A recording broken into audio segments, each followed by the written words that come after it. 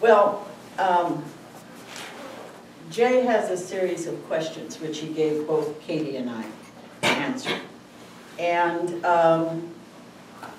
so, because the YouTube is running, is the YouTube running? I don't know how I'm supposed to start. Jay introduced Katie. I guess I'm introducing myself, okay? So I'm Elaine Kresse, and I've been a member of this church for 52 years. And I have pictures from the very first full year of our membership. And I have, those will be on there. If we can't figure out a good way to see them, we won't see them either. And I found, because I'm a pack rat, the announcement of our wedding in the newsletter.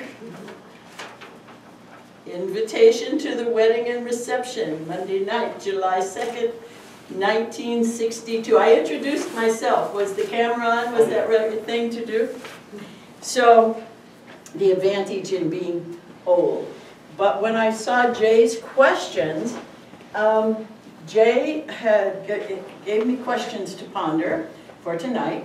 I went quickly through them. I answered them in 10 minutes, and I said, well, that'll be a short night, you know.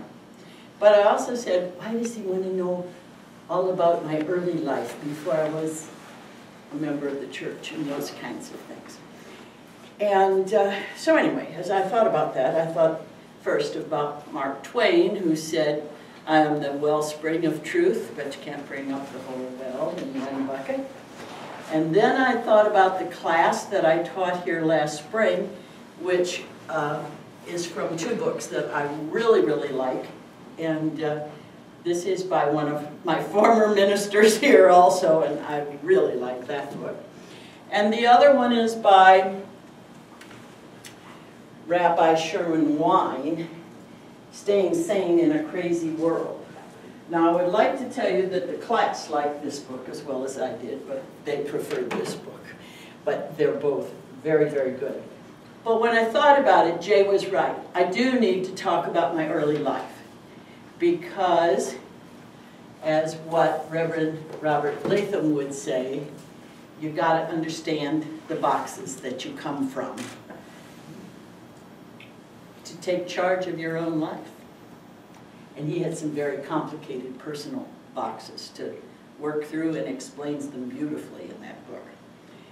So, I'm also on the UUA historical chat line. And if you think the history of Unitarian Universalist is simple, just log on to the UUA chat line. But here is a quote from that. For my part, I'm going to continue to advocate for the fact that story, in whatever form, including history, is almost always going to be a necessary part of religion. And ancestor worship has always also been one of the primal ingredients of religion, not just in China, but all over the world. That was really a message in both of those books. You've got to understand where you're coming from before you can maybe let go of it or incorporate it or see how it makes you the person that you are. That particular quote was from Carl Pannanen, and he's a member of the Church of the Larger Fellowship from Lansing, Michigan. So, how my first life, which I'm going to talk about, comes up to today is in my mind. Those of you that know me know I connect everything. I cannot help it. The interdependent web of all existence works in my head. And so I'm working on reproductive justice here, the UUA Study Action. And last Saturday we had coffee and conversation. And Kevin Perkins, I don't know if you know who that is, but he ran for Alderman at Large in Davenport. And we were talking about Ferguson and things. And he said, let's do an implicit bias workshop. And he came to the coffee. And they decided, yeah, let's do that. And there are 4 people working on it. Reverend Jay is on that team. And as I thought about the framework and viewing things through your mythic eye and seeing things on the basis of your life and how you were raised and your view of things. And Rabbi Wein says you've got to be rational and you've got to get rid of all those things. Well, Reverend Latham says you can't until you face what they are. So, Jay is right. I need to tell you about my early life. So my early life was pretty simple up until I was about 12 years old. I had a set of parents that both worked, and 2 blocks away I had an aunt that didn't work and didn't have any children. And so I really had 2 sets of parents, and I ran back and forth between these 2 blocks just all the time. Dog did too. There weren't any leash laws then. So the dog and I had 2 homes. And then my father decided to quit his job and take his retirement out and start a boat club in the harbor. Until then, when I was 7, he built a boat. And we camped every weekend and had a ball. But you know, he decided what he needed to do was have a boat club. So that's what Credit Island 1957 is about. My father worked very hard on the mayor and the Walton League and the levy commissioners. He wanted a bridge to Credit Island. And Jim Hodges thought that was a good idea too. And people that I've talked to here that work for the Corps of Engineers thought that was a good idea. And I called the guy down at Nahan Marsh, and he thought that was a good idea too. So I found all this stuff in my basement. I found my father's scrapbook. And my father was great with the movie camera. And so I asked Sam to make a DVD, and I went down to the mayor, and I went to the archivist at Putnam, and she copied everything so I wouldn't lose it. And I joined the Friends of Credit Island, and I thought, here I am picking up my father's mission half a century later. I don't think it'll go anyplace because it was a really big drive in the 60s, and he was part of that. But they were still dredging the harbor back then. The Lone Star was still parking there, and you could do that without the OSHA laws.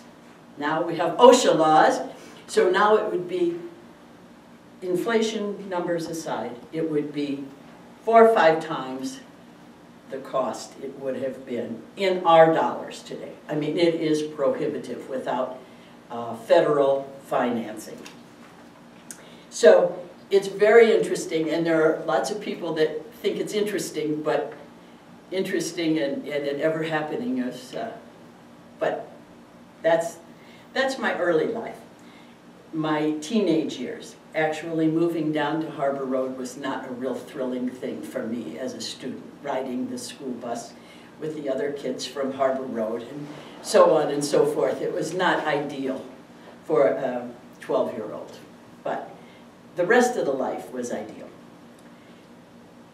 So, I'm going to switch right now from that a little bit. I don't know if I can switch, but we'll see. I'm going to switch to the powerful moment that I read in church. And this is my 50 years here. Sam's in my 50 years here.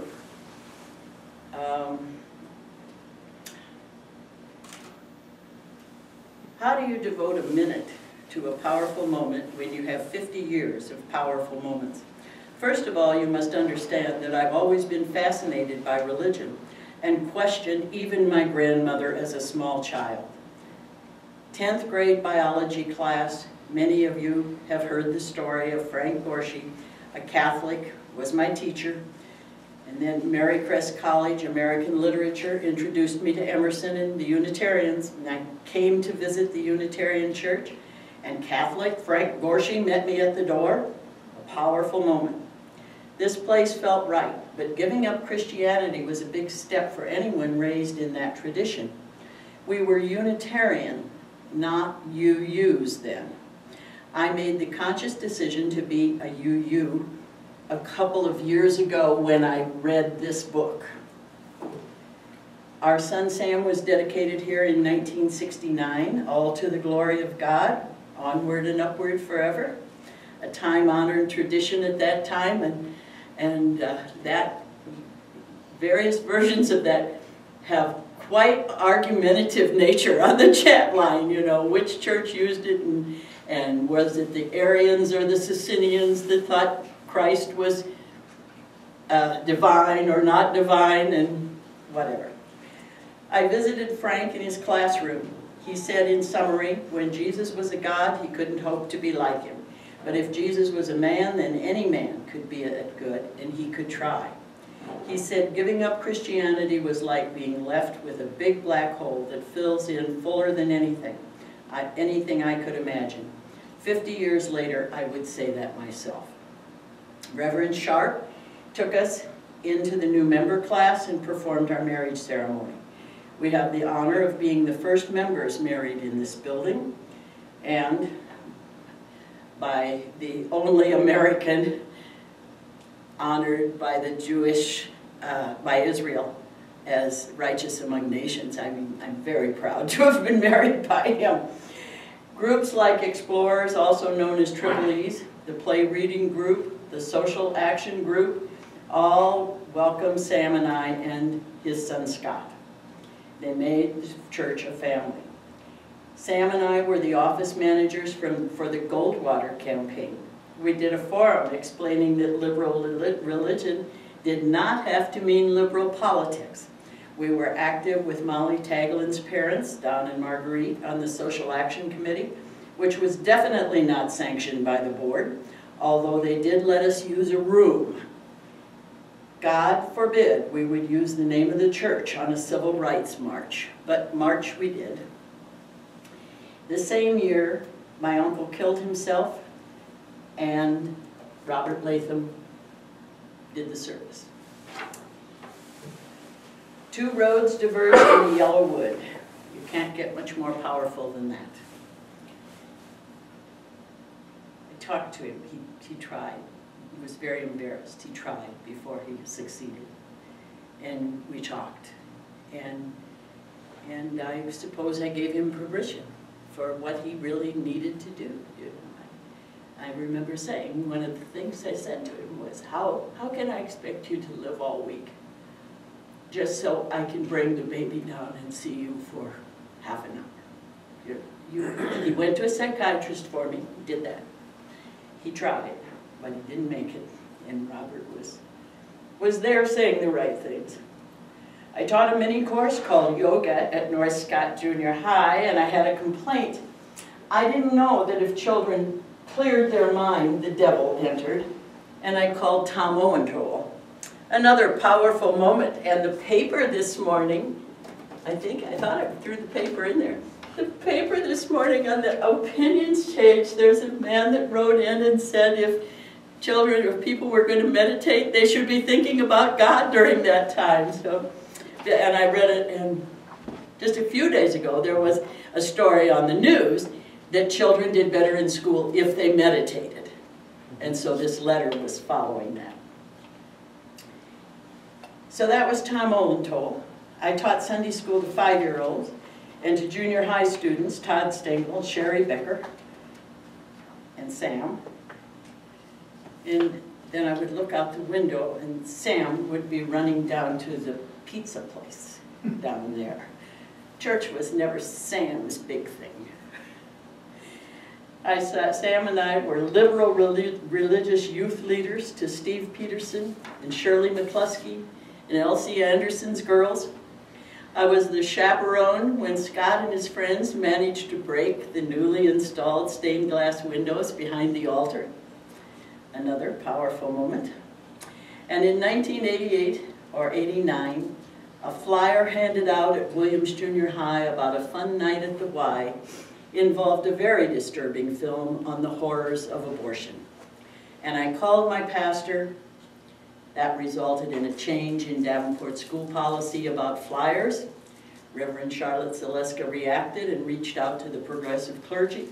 Charlotte and progressive clergy were on the front lines for 5 years as we fought to bring the Quad City Planned Parenthood Clinic in. As the original task force leader, I know it couldn't have happened without this church's powerful support.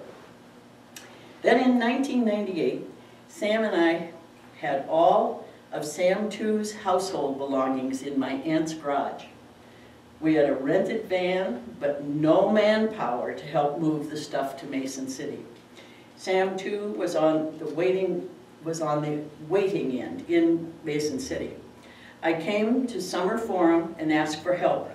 Linda Goff and Melanie Landa responded. They had strong sons, too young to be employed and too old not to be. Dane and Ryan worked their tails off. Ryan even rode to Mason City with me. Another powerful moment. I realized as I worked on this history that this church is like Robert Frost's line, home is where, when you have to go there, they have to take you in. It's home. It's family. There have been good and bad, powerful moments. As in all families, it's much easier and more fun to recall the good. And now back to Frank Gorshy. I never in the world started out to be as good as Frank Gorshy, let alone Jesus.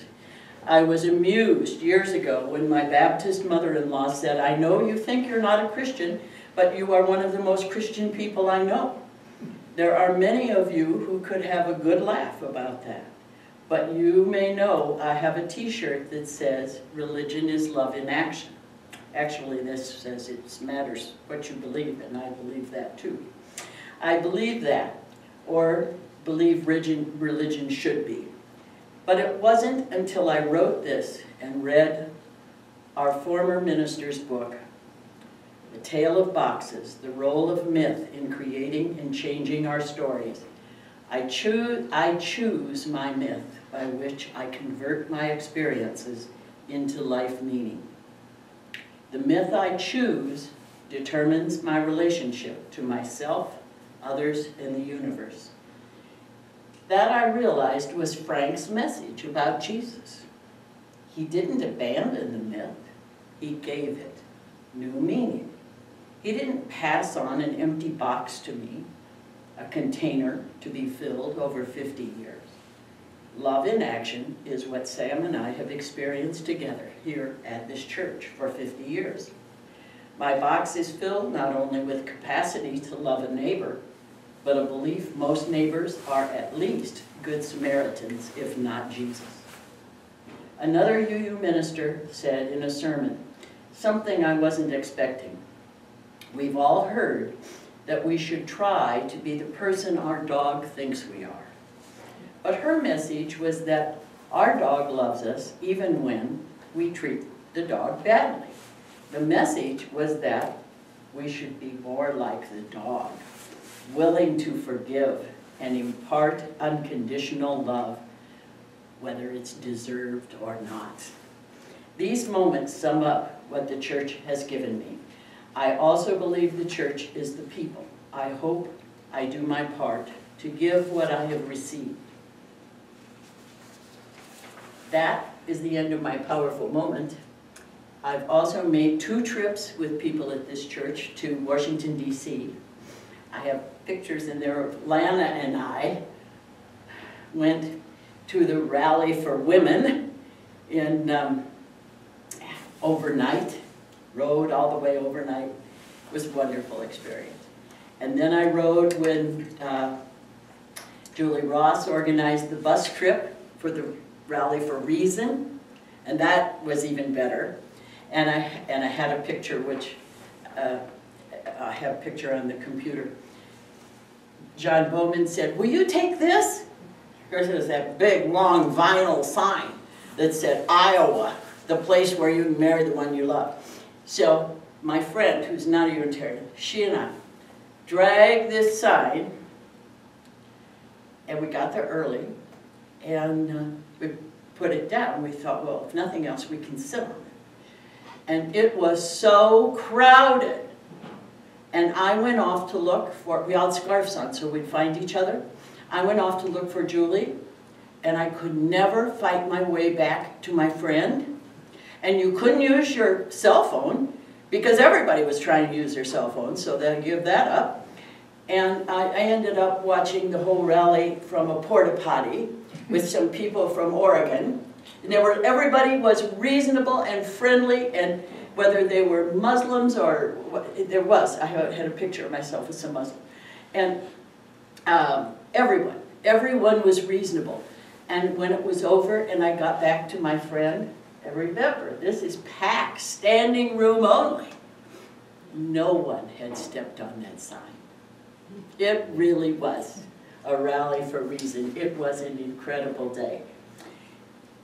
So I was looking through my history chat line, and I found a possible definition of religion or religious movement. It tells us how to get into heaven. It tells what is important in life. It delineates ethics, tells them how to relate to others, tells them what to lavish their attention and energy on, gives them a model of a kind of person to be. It expresses a consistent worldview, a system of values, and a philosophical outlook. Would you agree? Well, that was a Unitarian minister talking about the Playboy magazine. And that was what her sermon was that Playboy could actually be a religion. And so I want to show you now, whether we have to have the lights on or off or whatever, I'll show you what the church looked like in 1962 when Sam and I were married. Let's see. That. You turn your projector on. Oh, that's a good point. Do that. Is that where to do it?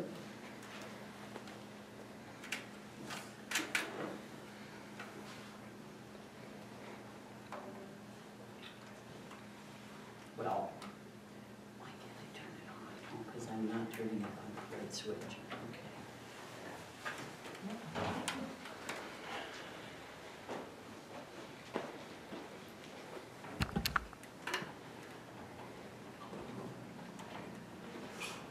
Now you are the first.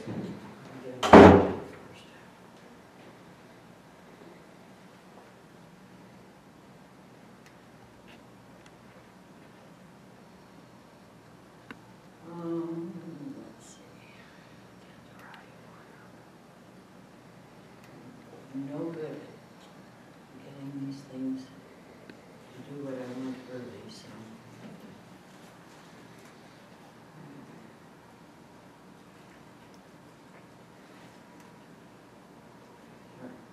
Third one here, not the first two.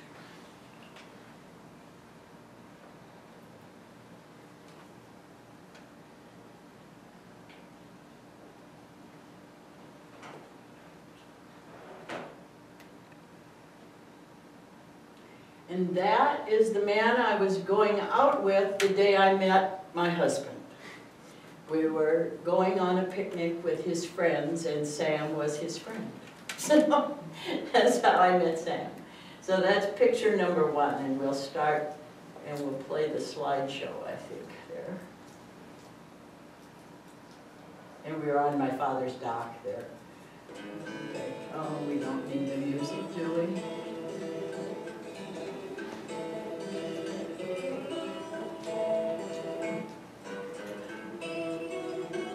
So, look at the floor. Curtains. And the curtains, because they were glass, there was no stained glass. And there's Reverend Sharp, there's Sam and I. And of course you opened your presents at your reception way back in the dark ages. And this is the receiving line. The first couple, she married late in life, in her 40s, was the first marriage, and he took her off to Oregon to a cult. This is unbelievable. Anyway, I thought I looked like the Pope throwing my bouquet from the, up there. That's Sam's mother and dad, my mother and dad, Sam and I cutting cake. Grover's Punch out on the balcony. I still have the dress. Maybe one leg would fit in it. I don't know. There's something. That's I love this picture of Sam. I just think that's lovely. And that was our honeymoon. We went all the way to Bettendorf. He was trying to walk on water. That was Duck Creek Plaza when it was a plaza. That was our hotel room. And we're back to Patrick again. But I would have stopped. Oh, there's my father and I walking in. There's my brother in the back, college friend, and my niece. And Sam's oldest boy, Scott, was supposed to be there, but he got sick. He did come to the reception, so he's in the picture. So again, I'm not good at stopping things, so we'll try to stop it on the next picture. Not the next one. Those are two of my aunts there. And Sam's sister and her husband. Sister was in the wedding, and my brother was in the wedding.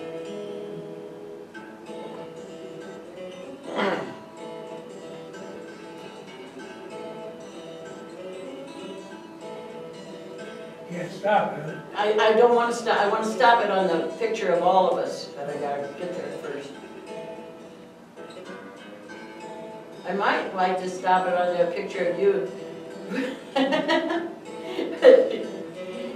Oh, where is the one of? I know it's here. There, that's where I want to stop it. Okay, that's Sam's sister on this end and her husband, Don. And then on this end, that's my brother and my college friend, Carol. And this is my niece, Shelley, and Sam's son, Scott. And so Scott was 8 years old and I was 21. and the people at church, the gossipy people at church, decided that Sam must have been married twice because there were these little boys and then there was this big boy. And so he must have had two marriages. Well, when in fact it was all one marriage, but the big boy was with Sam and the little boys were with their mother. And but all the little boys became just our big family, and we had we've had a really good 50 years together. We really 52 years together. And the third, it's Scott and then Bill and then Brad. And Brad is the son that stepson that still lives in town, and the grandson that has brought us the two little half-Indian great-grandsons that are so much fun to have around. But I thought I should. But the floor of the church and the chairs, if you looked at, if you noticed those, you know, the wooden. I mean, it was before plastic, and it was the bare floor. The church was just finished. It was all really brand new back then, and so I wanted to show that, and I've got a lot of other church pictures, but I don't think we need to necessarily go into all those. But I do think I have to run through Jay's questions, and so I will turn on the light, and I will quickly answer his questions, and I will take any questions from you that you have, okay? And so, family background, husband, 5 sons, show the wedding pictures it says here, favorite song or movie. I have, the movie that shaped my life was, I decided, was The Days of Wine and Roses when I was a teenager. It kept me ever from drinking. You know, not that I wouldn't have a drink, but only one time in my whole life have I had too much to drink, and it was accidentally and after Sam and I were married, and I never wanted to feel that way again. I was just so dizzy, I would lay down. I never felt that way again until, it was about 4 years ago, we went to Key West out on that glass bottom boat, and I felt the same way again. I don't want to go on a glass bottom boat out of Key West again either. And then the Cecil B. DeMille's movies. They were very, very important to my formative years. And the song, I'll play the song that means the most for what I'm doing here tonight at the end. What do you do for fun? Vacations. All our vacations are my favorite thing. And I had pictures of Lake Geneva because the church camps, I feel really bad that our current generation have their baseball and they're tied up all summer. They don't have time to just go away for a week to a family camp. And then we took the grandkids on vacations, and I said that, and then share some joys and sorrows in your life. Well, I shared about my uncle, and he was like a father to me. But what I wrote here was, the children have been our highs and our lows. And when I said that the vacations were all fun, what did you say, Sam, when I said that to you? I remember one or two. Yes, you remembered one or two of those vacations with the grandkids that weren't all that fun. And then major influences in your life. My Aunt Roxana, who was a teacher, so I was supposed to grow up to be a teacher, and that was the right thing for me to grow up to be. And Frank Gorshey, definitely.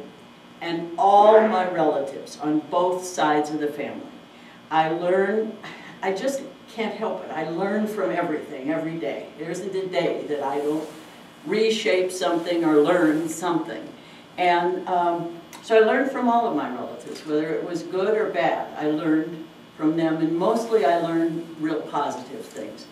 One side of my family did not practice any religion.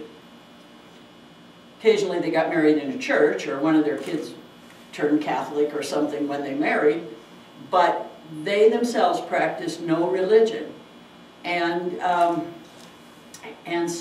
But they never badmouthed anybody else's religion. They didn't care what anybody else did. They just didn't go to church. It bothered my dad, didn't bother my mother, but they went camping, you know, every weekend, never went to church. And my mother always kind of wanted to go to a church. She'd never been raised in one. She wanted what I wanted. She wanted what, and she got it in her later life. My dad joined with her the Lutheran, Emmanuel Lutheran, Missouri Synod Church. She wanted to be a church lady, and I wanted a name. Growing up, not having a name, not really being a Christian, not really being anything, I wanted a name, but I wanted a name that fit me. And so I love saying I'm going to church. I love saying I'm a UU. I love belonging to something that fits me. And that's what I wanted to in her own way. Meaningful experiences, I'm back to this. If you haven't heard the story of how I found this rabbi, he founded the Humanist Jewish Society, but he also founded the Humanist Jewish Temple. And I said, what is a Humanist Jewish Temple? How can that be? And I called Rabbi Karp, and I called Jay, and I went to Ida Kramer, and then, you know how the universe responds to you sometime. I took a trip with a friend, and we stayed at a little bed and breakfast in Canada with 4 people from the Humanist Temple. How can that happen? You know, it was really, but I didn't really realize. I mean, Rabbi Karp said to me, but Jews range from fundamental religious Jews to atheists. Of course you can have a humanist Jew. Okay, it took a lot of reading and research to figure that out. And lessons learned in life, in daily life, I decided that was all Kenny Rogers. You gotta know when to hold them, you gotta know when to fold them, know when to walk away, and know when to draw. That's That's the life lesson I've learned. Then we're on to his questions for congregational and religious life. What are your religious beliefs?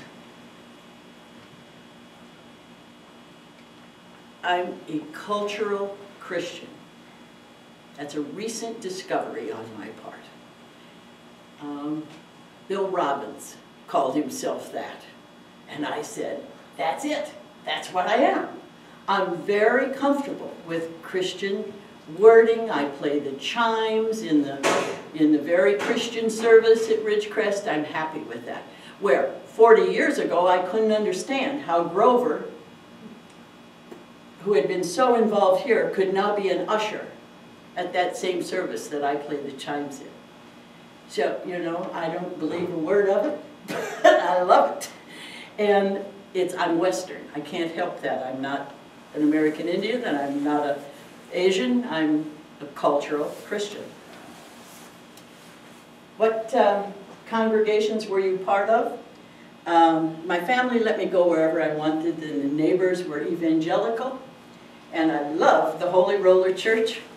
And I would go up front when they all got saved, and I would kneel on the chair and I would peek around. But you know, they never saved me. I'm like my grandson Malcolm and Dax when they were little. Dax was like 4 or 5 years old, and he asked me if God cared if he picked his nose. And Malcolm said, who made God? And that was me as a kid. I was always bugging the half of the family that was religious. I was always asking some obnoxious question. You know, how do you know that? Who's decided that kind of thing?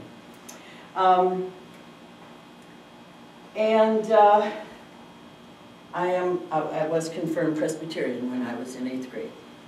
And I went to Presbyterian camp. I liked that too. But I was searching. I really wanted to be Catholic. Then I wanted to go to a Catholic school because my grandmother didn't like the Catholics, my religious grandmother. The side that wasn't, they didn't buy meth anybody, but the side that was religious, they knew the Pope was the Antichrist. And so for me to want to go to a Catholic school, that almost, I'm serious, it almost caused a divorce in my parents' family because my mother wanted me to go where I wanted and my father had to face his mother. But anyway, I went there, even if it wasn't much of a school, to quote my grandmother. When did you join the congregation? The minute I heard about it and found it. What are some of the congregational differences in the congregation and congregational life then and now? I don't think there are any differences. I think there's generational differences, but I think if I were here now with little kids, it would be quite like it was then as far as the mixing into doing things with the kids and what's going on.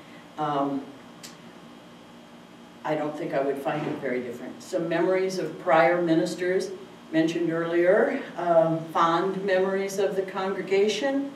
I have some fond memories, and I have some very fond memories with Malcolm because he was very happy here for many years. And I have a very unfond memory, and I'm really sorry that Malcolm doesn't feel real comfortable participating anymore. He does when, like, Chris Wells calls or something like that, but I don't think I'm going to get him in the door on a Sunday again. We'll see. Why is Unitarian Universalism meaningful to you? Because, as I said, it gave me a name, and I, as a teenager and as an early college student, having a name was what I was very important. A name that fit me, not just a name. How has it helped you in your life? It gives a bearing to me in a world where you are identified by your faith. It has given me great support in causes I care about. As I was looking through things, people and money, and to use the UU name. What have you learned from your experience as a Unitarian Universalist? I've learned by the UU chat line that no one can define us.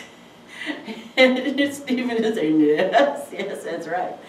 Oh my, the debate between the Boston Unitarians and whatever. They just, there's no defining them. I think perhaps it would be better right now if we were a bit more defined. I think right now we're trying to be all things to all people.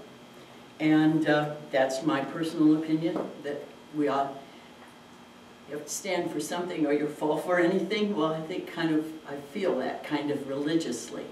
Because the mainstream Protestant churches have become very much mainstream. My friends are very comfortable with feeling very much like my feelings in their own church. And we don't really maybe stand out like we did at one time. What wisdom would you like to share with future members? Test the waters in all parts of the church. It takes a village to keep this place going. Keep the record if you wish, but don't try to keep all the papers. And I have an example of that tonight, and I'm not going to take those papers home. I'd like to close with a couple of favorite quotes and a song. And the song, I will play the song. And actually, I found out here last Sunday that somebody else quoted the very same song.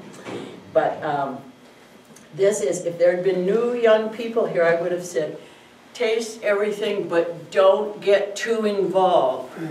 This I'm going to leave in the recycling before I leave tonight. This is the study guide for immigration. Was wonderful when we taught that, and we're involved, and I was involved in that. This is the PowerPoint for immigration when Jay and Judy Casper and I went and did the presentation in Bloomington, Minnesota on immigration. This is when Jack Wiley talked me into being on the bylaws committee, and we met faithfully once a week forever. And this is bylaws also. And when I found those, I said, those all need to be recycled. And I'll bring them tonight and take home empty folders. But I'm going to conclude with three really short little things here that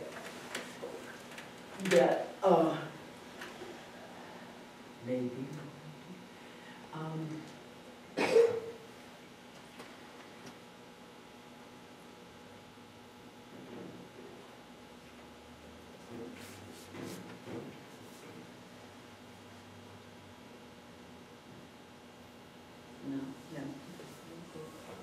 Yeah, that's it. This is, I'm just going to conclude with this one.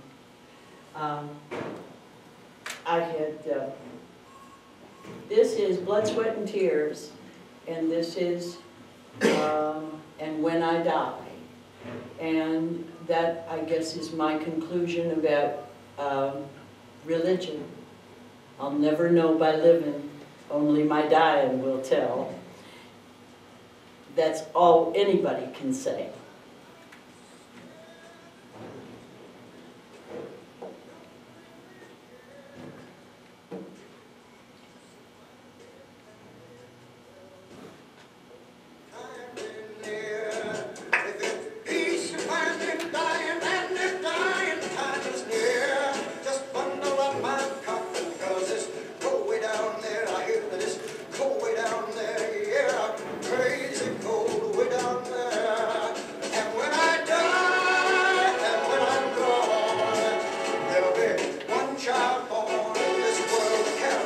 That's the line that someone quoted to me last Sunday.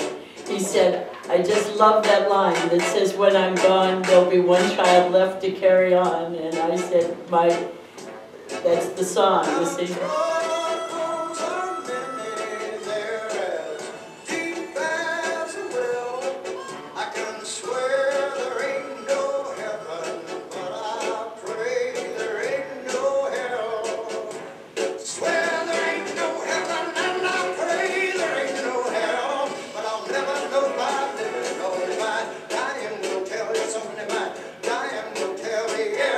Only my dying will tell. And when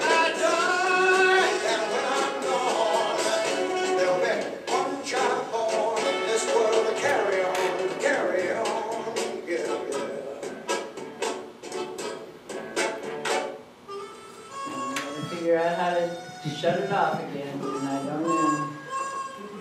Anyway, David Letterman said the other night, I'm not religious, and I, you know, all the things he said, I had no problem with anything he said. He didn't care what anybody's religion was or anything. But he said, but I am very spiritual. And I'm going to direct this to Joe. That had no meaning at all for me. And Joe and I spent how many weeks in spiritual, what was the title of the class we did in the book we did, but it was spiritual, and you're part of the spiritual group here, right? Conversation, I guess. Yeah. I can't, Just hit mute. there, I could shut this off, but, there, I didn't have to shut this off. Anyway, anyway, that's it. Thank It's you. been 52 years, and I don't know if I'm happy or sad nobody came. We'll see what the YouTube looks like.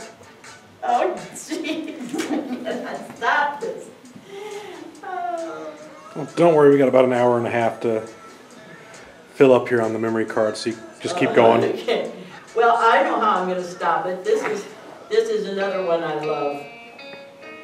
There, we'll just let it play. It is very different. And I also had a clip from Savannah, Georgia, from the original Black Baptist church singing Glory to God. It is the most beautiful thing.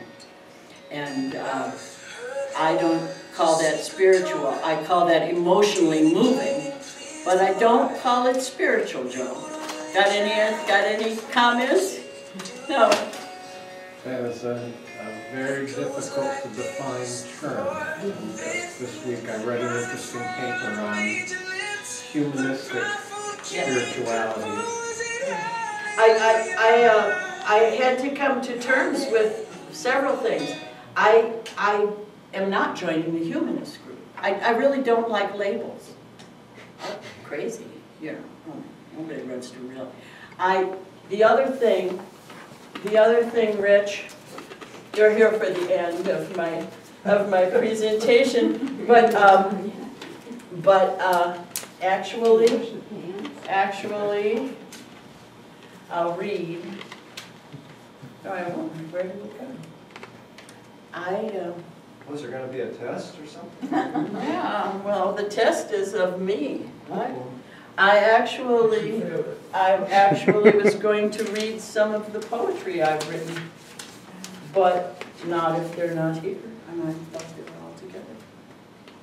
So, but yes, one of my poems is called Alone. You know, that there is just a little tiny place that you just really don't and can't share with anyone. It's just you and you're alone.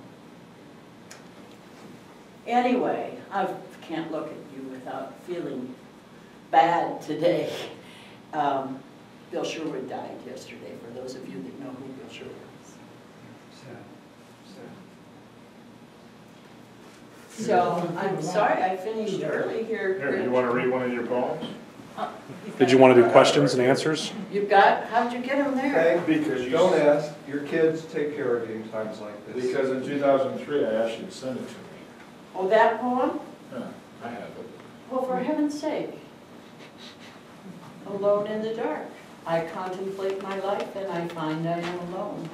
I have a certain corner no one knows about, and I hide myself. Although it is daylight and I laugh and talk with friends, I am alone in the dark. I wrote that probably in the 60s, probably. I wrote some about the church, and I can click on them right here because I had them right up and I printed them off, but I don't know. That's just kind of sad, Elaine. It doesn't sound like you. It doesn't sound like you.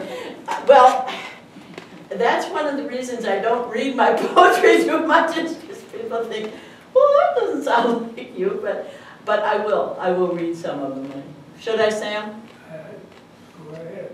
Well, I know. That's all right. You had to listen to them all today. You know what they sound like. All right, so this is one just about school starting, fall, and when they stop letting us burn leaves. One about that. Short. These are two very short ones. Fall falls. The dog days of August fool us. In Iowa, heat and humidity share 99 degrees in percent. School starts and is out early for a week. Sweaty little bodies come home to air-conditioned comfort. Then, one full school day, the air hints of autumn. Something, a degree, a percent. Ancient animal genes sense the change. Overnight, August has fallen away. One hint of autumn, and fall falls. Find your jacket. And the next one has to be just when the Burning Man came in, because it says, fall fell last night, gone.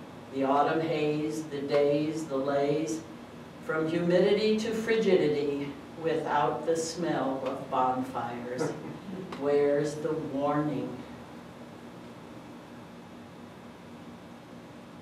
If God is good, God is good, He is not good. If God is God, He is not good. If God is good, He is not God. Take the even, take the odd. I would not play Him if I could. That's a line from Waiting for Godot. What each of us does matters. Who do we help and who do we enable by our gifts? Who do we harm? Who take advantage of us? We use each other and we use God. I am not God, not omniscient, not Zeus. But if I believe in respect, believe in the interdependent web of all existence, then each of us matters, and compassion, acceptance, and liberty ripples out and matter. Practicing as a God must, making choices, and sometimes getting it wrong, but always hoping the ask was the right one. The response, the right one. As I learn, I am a church, still maybe, still not getting it right. That was written in Chicago when I was approached by a man who was looking for a church. and I wrote here, written for, after helping a person in the streets of Chicago. He was looking for a church to help him. Being a tourist myself, I couldn't help with that, but I listened to his story and followed him. And I thought, you fool, you're following this guy past alleys, what are you doing? But he knew where there was a store. He did know of a grocery store. I thought how foolish as I walked away with a stranger to an unknown destination, past alleyways and around corners. After getting what his family needed at the store, he was looking for a church that had a pantry there. I walked with him to the bus to help him carry the load of essentials, laundry, detergent, and diapers. There'd been a fire in their apartment, and people had donated clothing, but no one had thought to donate detergent and the things that, that you need. I thought of all those things as I passed without a donation, all of the people I passed without a donation, who was worthy and who was not. The man was looking for a church. I realized I was a church. But I was also, like the play, Waiting for Godot. It was one act, a choice, 1 out of 20 I made by refusing to help the others. It was around 2003. At the same time, I remember when you did that. You spent all our money at credit card. See, this is the Elaine I know. Yeah. so around the same time, I wrote on the back of an insert in the church program. So this was during church. I don't know if the following was the prologue or the epilogue, but anyway, I wrote, I am the church, but I am not God, not omniscient. unanswered prayers, choices to quiet the guilt. We are the principles of faith as we pass by, pick and choose. St. Augustine said, if you comprehend it, it is not God. And as we practice and fail, practice and think we do good, be humble and understand God's dilemma. The question is the answer, not my answer. As the flutter of a butterfly's wing affects the climate in the world, how then a blessing or an unanswered prayer from an ancient God? And yes, and yet I wasn't done reflecting. Good heavens, what was this sermon about? The love of God. Is that our love of God or God's love of us? Love of God is what? A very fundamental idea. God's love of us is what?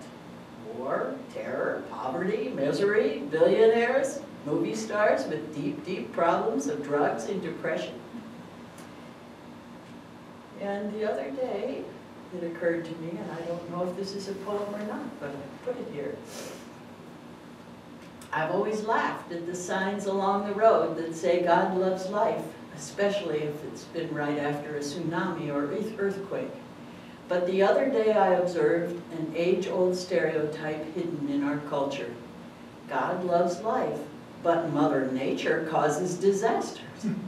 Guess, right from the start of the world, it's been caused by women.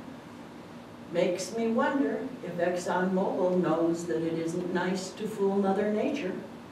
Then, too, there is the possibility that my God is a vengeful God. Maybe the two work together. Anyway, and then I wrote one about the hill, on the hill there. I think, poems of thanks, I think that's it. And then now, let it go. I know you watch, this is Trees on the Hill, part 1. I know you watch the evolution, sometimes I long to see what you have seen, long to know the secrets of the place you stand, reminding me of the past, reaching for the mysteries of eternity. And then there's a separate part. Imagine the possibilities about the church here. We plant the seeds of faith as our parents did. The tooth fairy comes and goes, but lives on in our heart, to be awakened and let loose to flutter over the crib of the next generation.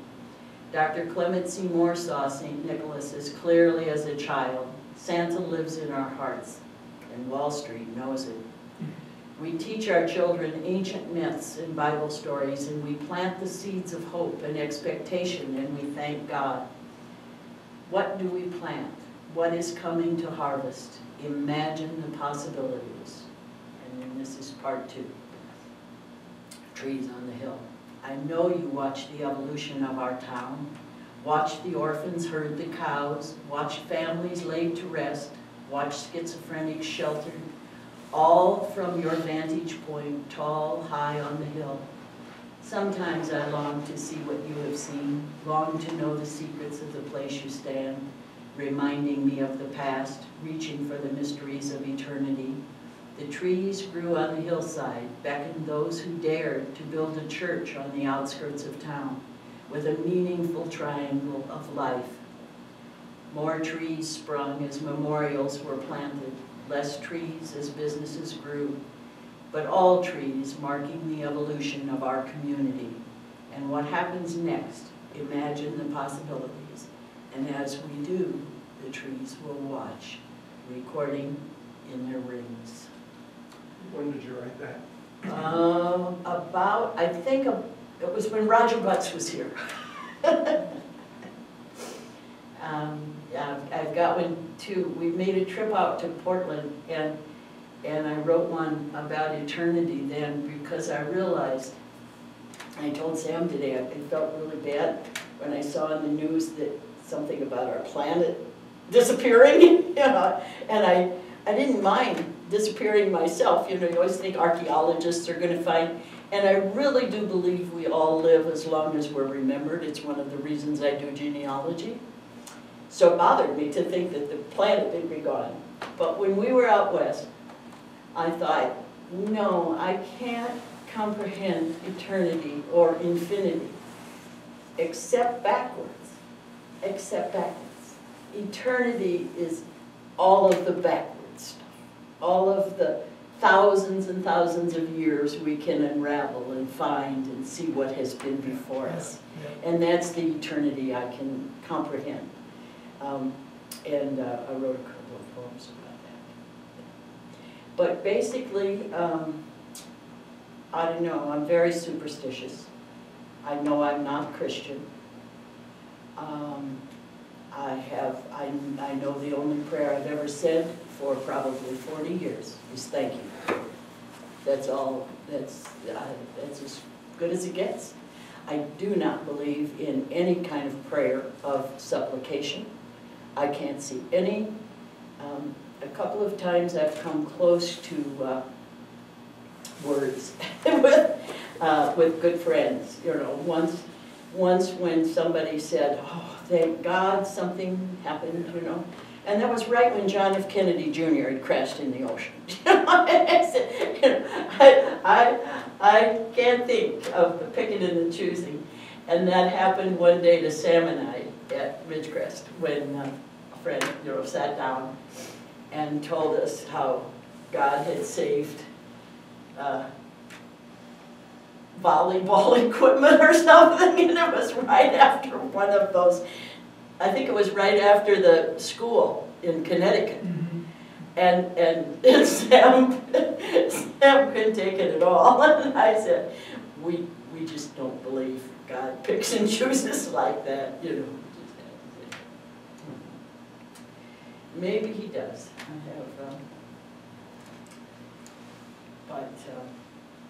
But maybe that vengeful God's working with Mother Nature too. Quite a team. Well, you say you're not a Christian, but you say you're a cultured Christian. How do you delineate? Oh, the way I delineate, if Jack Wiley were here, Jack Wiley and I did a forum one time. You know, it really bothers him. You know, the Christian terminology bothers him, and it doesn't bother me. That's why I think I'm a cultural Christian. I love. The other day at Chimes, what music do you want best? And somebody said, "Oh, Rugged Cross," and I said, "In the Garden." I love In the Garden. You know, I mean, I don't have to believe. It doesn't convince me to believe. It just moves me because it is beautiful music. Did you hear those songs as a girl, growing up in a church? Sure, sure. And one of the reasons I really like, one of the things I like about Catholicism is like the cloistered nuns and things, you know. I can remember thinking, wouldn't it be nice to have nothing you had to do except Pray? pray, you know, that quiet, that there's a certain charm about that. And the other day I got some very bad news for a Catholic friend. I would have been very comfortable going to a Catholic church with her, a Catholic service. I would have been very in tune with that, calmed by that. Wouldn't have made me a Catholic, wouldn't make me believe anything, but the atmosphere is very, very nurturing in all those big old cathedrals and the music. But I call that emotional. I don't call it spiritual. I don't.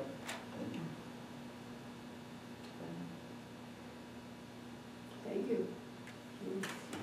Well, thank you for sitting here. That's interesting.